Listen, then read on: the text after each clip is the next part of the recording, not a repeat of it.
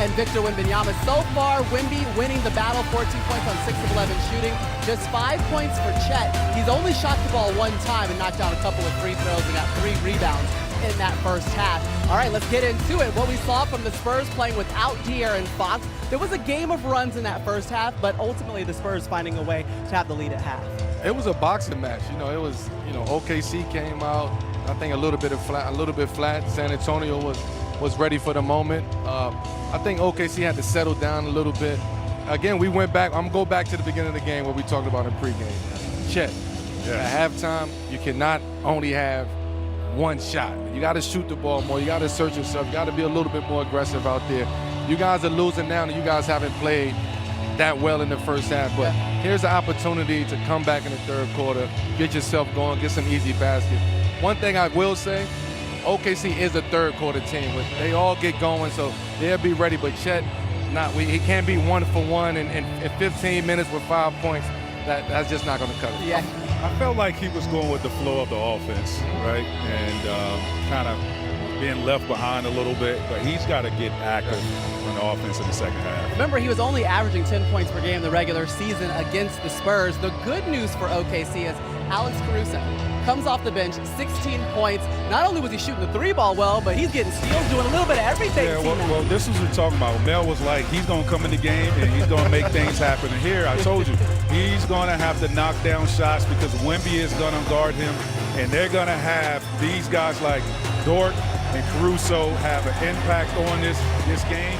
And they're going to have to knock down these type of shots. But defensively, he's on all defense team. This is what you need when a team that has great offense and great defense, you got to find easy ways to get your team going, and this is what Caruso did when he came to the game. It was offensively knocking down wide open threes, defensively making plays, getting out, getting easy baskets. He did what he was supposed to do.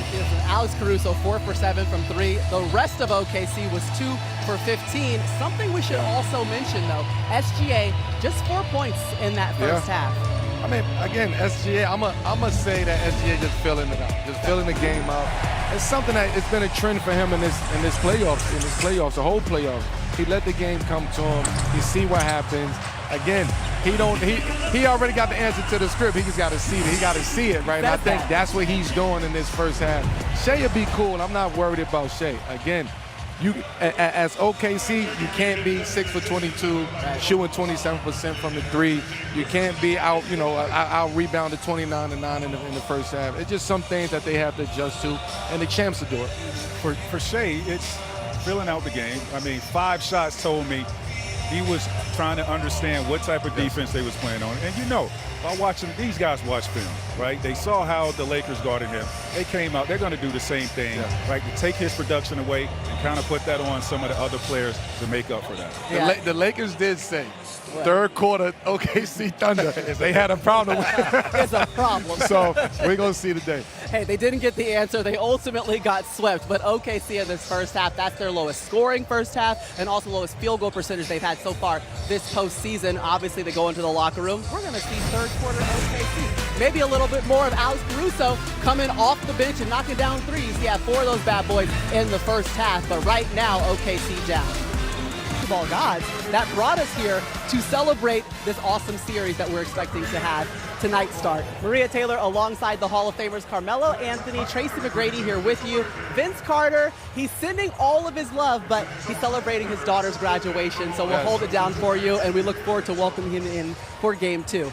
Listen, guys, some of the interesting news that has already come out. De'Aaron Fox, he is not going to be playing for the Spurs. He's dealing with a right ankle injury. J-Dub, he will be playing. He is healthy and ready to go, but he's playing for the first time since April 22nd. So let's get into it, and those two things happening, coming right into the gates, what that means for this matchup. I would say this, that hurts Spurs transition opportunities because Fox is so fast, getting out in transition, being able to create opportunities for himself and his teammates.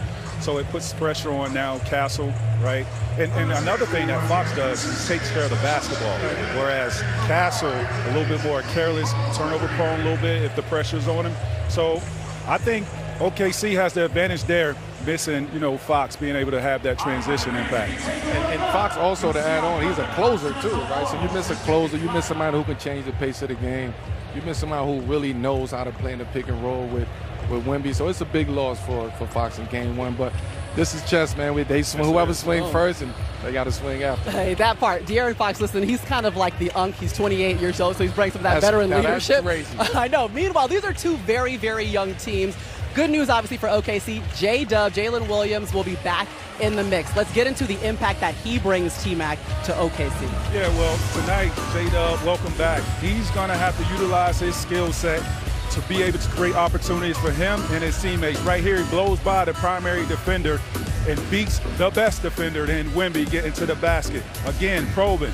The big man is in a drop coverage. He has the ability to come off that and knock down a three. He's going to need to utilize that tonight. And this is him giving opportunities for his teammate on the defensive side with his head on the swivel, getting this easy transition basket. Welcome back, J-Dub. We look forward to him having that impact because he's one guy that can create his own shot, and they're going to need him to knock down some mid-range shots tonight. Yeah, missed the last 6 games with a left hamstring injury, but ultimately he is an all-star. He's a guy that they need on the court. He is going to get the start. We just found out on the other side, Dylan Harper getting his first playoff start here, but the rookie's been unfazed all postseason, Melo. Well, his poise is what, kind of excites me and take my hat off to him. When you talk about somebody at his age who's able to handle different type of moments, but you haven't had this moment right here on the road, first road playoff series against the champs.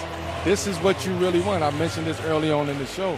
You want this experience as a young player. You want to go up against the best. I think I'm the best, so I'm going up against the best. And we feel like we have an opportunity to win this, and I'm a major part in our success. So, Dylan Harper, man, you got it this far.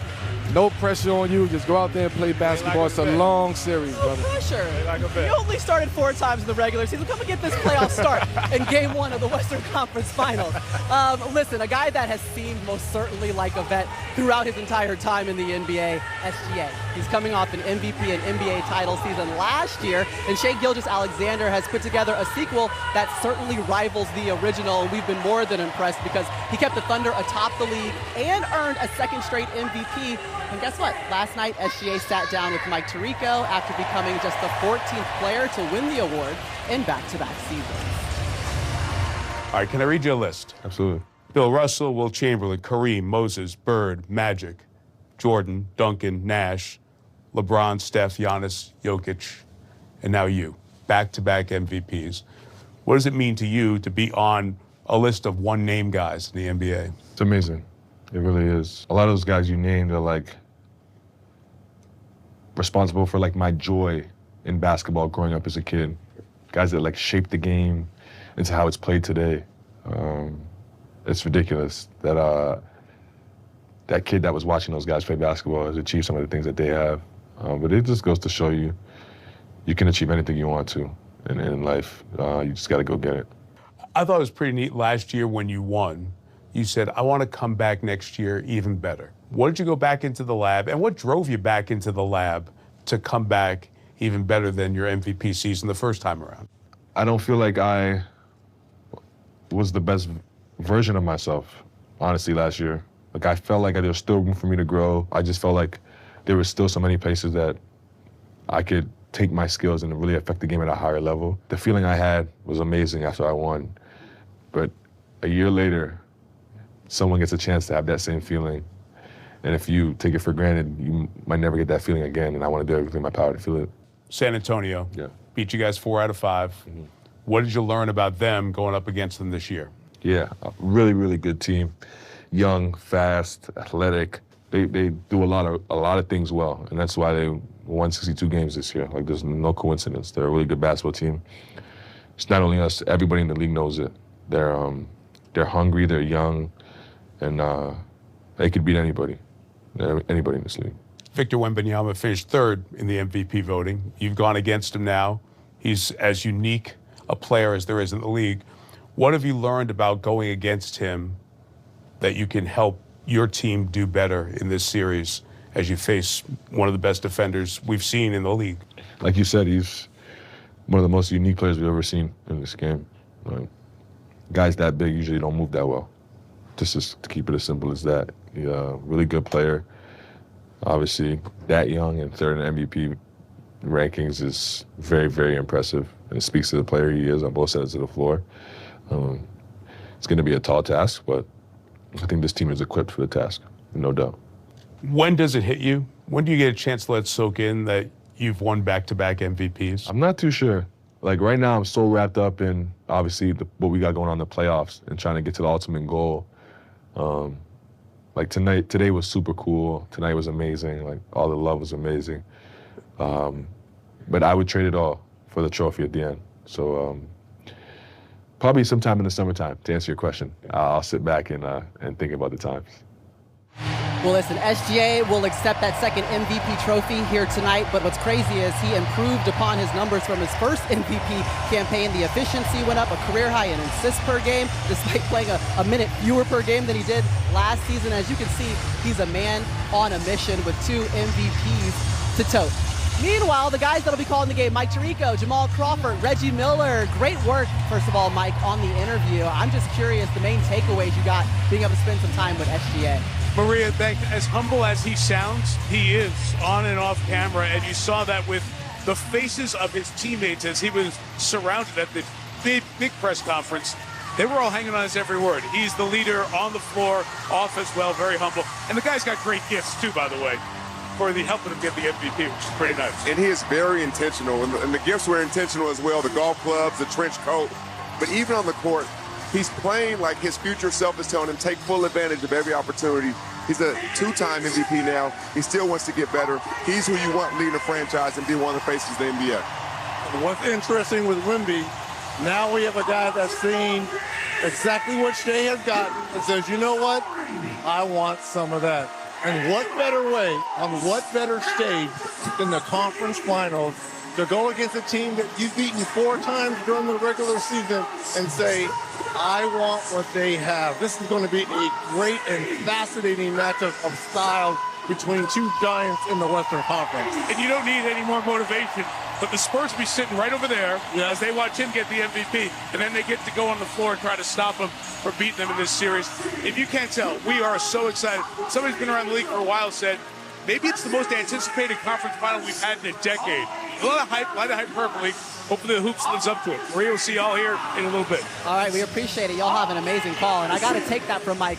Do you guys believe, since we haven't started yet, so best series, most anticipated series in a decade? You would agree? Sure. I think so. You have the MVP, and then you have the Defensive Player of the Year, and the Defensive Player of the Year wanted the MVP. So yeah, I think so. Since Golden State, Cleveland, absolutely. Okay, well, listen, we are still looking for a win for this guy